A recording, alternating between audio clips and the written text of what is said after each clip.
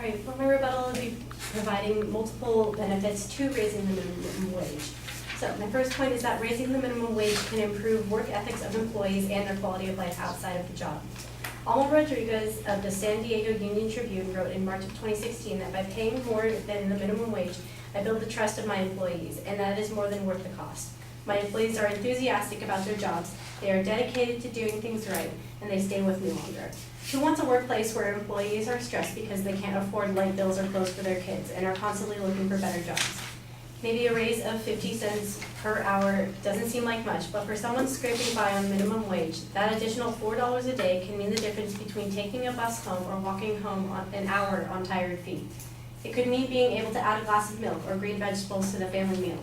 Especially because of high cost of housing, San Diego workers urgently needed this local increase back when it was approved by the City Council in the summer of 2014. Blocked by a petition drive requiring a referendum, the raise is long overdue. Higher minimum wage can also lead to better health.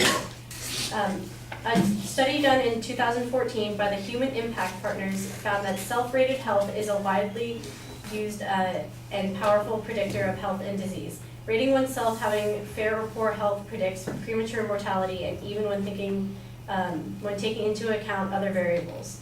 Self-rating of poorer health also correlates with many other health outcomes, including functioning, chronic disease, and mental status. Studies on self-rated health in the U.S. show that people with the lowest incomes are 4 to 5 times more likely to rate their health as fair or poor than those with highest incomes. My second point is that there's incredible income inequality in the U.S., and raising the minimum wage can help us reduce this. Raising the minimum wage would stimulate the economy and reduce income inequality. According to David Cooper of the Economic Policy Institute, he stated in an interview in 2016 that raising the minimum wage would help reverse the ongoing erosion of wages that has contributed significantly to growing income inequality.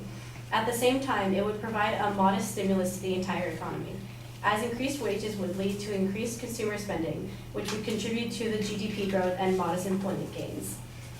California's minimum wage increase will also boost working people's economic security after decades of wage erosion.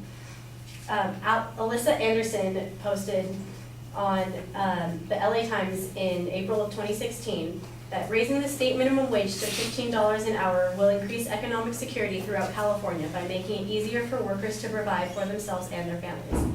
Decades of weak age growth combined with a failure to maintain the purchasing power of California's minimum wage over the last 50 years by tying it to inflation, the cost of living, having resulted in a growing share of workers earning low wages.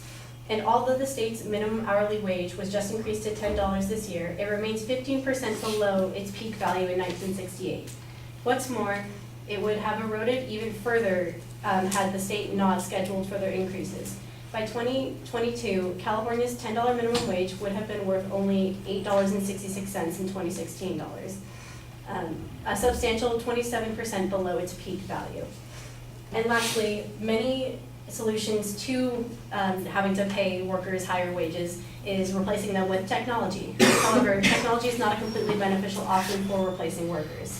Susanna Kim wrote on ABC News 7's website that some companies opt out of human labor and use machines instead. However, machines are expensive, require constant maintenance, and need unique resources to run at unknown efficiency levels. So having a live human employee is more reliable and cost-effective.